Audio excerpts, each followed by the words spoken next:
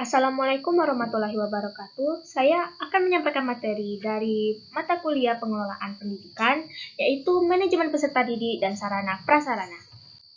Sebelumnya, perkenalkan nama saya Pon Aulia Maharani dengan NPM A1A02379 dengan program studi pendidikan bahasa Indonesia.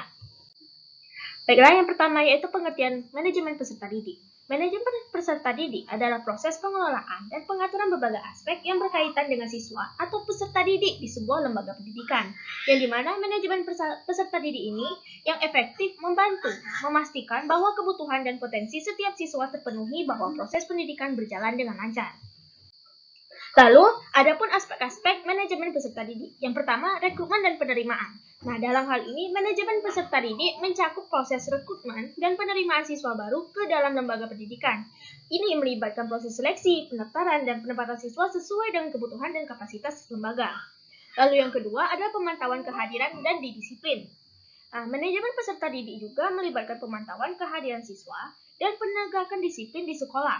Hal ini termasuk pencatatan absensi, penanganan pelanggaran disiplin, dan pembinaan perilaku positif. Lalu yang ketiga, ada pengelolaan data siswa. Nah, dalam manajemen peserta didik mencakup pengelolaan data siswa. Mengapa demikian? Karena ini termasuk informasi pribadi, data akademik, catatan kesehatan, dan informasi lainnya yang relevan. Nah, data siswa ini harus dikelola dengan aman dan rahasia sesuai dengan kebijakan dan privasi. Lalu yang keempat, ada pengembangan program pendidikan. Nah, dalam manajemen peserta didik juga terlibat dalam pengembangan program pendidikan yang sesuai dengan kebutuhan dan karakteristik siswa. Dalam program pendidikan harus dirancang untuk memenuhi kebutuhan belajar dan perkembangan siswa secara holistik. Lalu, yang kelima ada pembinaan dan pembimbingan. Nah, dalam manajemen peserta didik mencakup pembinaan dan bimbingan kepada siswa untuk membantu mereka mencapai potensi maksimal mereka. Ini meliputi pemberian dukungan akademik, emosional, dan sosial kepada siswa. Lalu, yang terakhir adalah kolaborasi dengan orang tua dan masyarakat. Dalam manajemen peserta didik juga melibatkan kolaborasi dengan orang tua atau wali murid dan masyarakat untuk mendukung perkembangan siswa. Nah, lalu kerjasama yang baik ini antara lembaga pendidikan, orang tua dan masyarakat sangat penting dalam menciptakan lingkungan belajar yang kondusif. Lalu yang ketiga adalah strategi manajemen peserta didik. Yang pertama yaitu pembinaan individual. Dalam pembinaan individual ini menyediakan pembinaan individual kepada setiap siswa untuk memahami kebutuhan, minat, dan potensi mereka secara khusus. Dengan memahami karakteristik setiap siswa, guru dapat memberikan dukungan yang sesuai untuk meningkatkan prestasi akademik dan perkembangan pribadi mereka. Lalu yang kedua ada penggunaan teknologi pendidikan. Nah, memanfaatkan teknologi pendidikan untuk memfasilitasi pembelajaran yang interaktif, adaptif, dan menarik bagi siswa. Lalu, penggunaan platform pembelajaran online, aplikasi edukasi, dan alat bantu belajar lainnya dapat meningkatkan keterlibatan siswa dan memfasilitasi pembelajaran yang beragam. Lalu yang ketiga, ada pengembangan program keterampilan. Nah, dalam mengembangkan program keterampilan ini, ada tambahan di luar kurikulum akademik untuk meningkatkan kemampuan siswa dalam berketerampilan kepemimpinan. Nah, program ini dapat membantu siswa mengembangkan potensi mereka secara holistik juga. Lalu, pengertian sarana dan prasarana. Sarana prasarana dalam konteks pendidikan merujuk pada fasilitas fisik dan non-fisik yang digunakan untuk mendukung proses pembelajaran dan kegiatan pendidikan di sebuah lembaga. Contohnya yang fisik yaitu gedung, alat-alat belajar, ruang belajar, dan lain sebagainya. Lalu non-fisiknya adalah menyiapkan kurikulum, perencanaan kurikulum, dan lain sebagainya.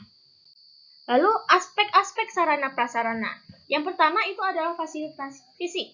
Nah, ini mencakup gedung, seperti yang saya jelaskan tadi, ini mencakup gedung belajar, ruang kelas, perpustakaan, laboratorium, ruang olahraga, aula, kantin, dan lain sebagainya. Lalu fasilitas teknologi. Dalam aspek ini melibatkan penggunaan teknologi pendidikan seperti komputer, proyektor, layar interaktif, perangkat lunak, dan lain sebagainya. Lalu fasilitas kesehatan dan keamanan. Nah, dalam sarana prasarana, kesehatan mencakup ruang kesehatan, klinik, dan fasilitas kesehatan lainnya yang mendukung kesejahteraan fisik siswa. Lalu sementara fasilitas keamanan mencakup pagar, kamera pengawas, sistem keamanan, dan petugas keamanan yang menjaga keamanan lingkungan sekolah. Lalu yang keempat yaitu fasilitas penunjang. Nah, Ini termasuk fasilitas penunjang seperti kantin, parkir, fasilitas olahraga, ruang istirahat, dan fasilitas lainnya yang mendukung kebutuhan harian siswa dan staf pendidik. Lalu ada fasilitas komunikasi. Nah, dalam fasilitas komunikasi ini mencakup fasilitas komunikasi seperti papan pengumuman, sistem pengumuman, buletin, dan media komunikasi lainnya yang digunakan untuk menyampaikan informasi penting kepada seluruh komunitas pendidik. Lalu yang keenam, fasilitas penunjang pembelajaran. Nah, dalam sarana prasarana ini mencakup perangkat dan fasilitas yang mendukung proses pembelajaran, seperti perpustakaan yang dilengkapi dengan koleksi buku dan sumber belajar, laboratorium, dan fasilitas praktikum lainnya. Lalu, strategi sarana prasarana, yaitu yang pertama, penilaian kebutuhan. Dalam strategi ini, sarana prasarana harus melakukan penilaian kebutuhan sarana prasarana itu sendiri secara menyeluruh untuk mengidentifikasi kekurangan, kebutuhan perbaikan, dan prioritas pengembangan. Nah, penilaian ini dapat melibatkan survei, wawancara, dan evaluasi di seluruh stakeholder pendidikan. Lalu yang kedua, ada strategi perencanaan jangka panjang. Nah, merencanakan pengembangan sarana prasarana dalam jangka panjang sesuai dengan visi dan misi lembaga pendidikan. Perencanaan jangka panjang ini memastikan bahwa investasi dalam infrastruktur mendukung pertumbuhan dan perkembangan lembaga. Lalu yang ketiga, penggunaan teknologi. Memanfaatkan teknologi dalam manajemen sarana prasarana seperti sistem informasi manajemen sekolah atau SIM sekolah.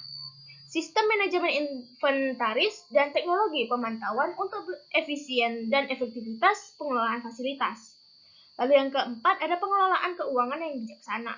Mengelola anggaran dan sumber daya keuangan dengan bijaksana untuk pemeliharaan, perbaikan, dan pengembangan sarana prasarana. Menetapkan prioritas pengeluaran yang sesuai dengan kebutuhan dan kepentingan lembaga. Lalu kesimpulannya adalah, dalam kesimpulan ini, manajemen peserta didik dan manajemen sarana prasarana ini merupakan dua aspek penting dalam pengelolaan lembaga pendidikan yang berperan untuk menciptakan lingkungan belajar yang efektif, inklusif, dan berkualitas. Karena manajemen peserta didik dan manajemen sarana prasarana ini saling berkaitan dan tidak bisa dilepas.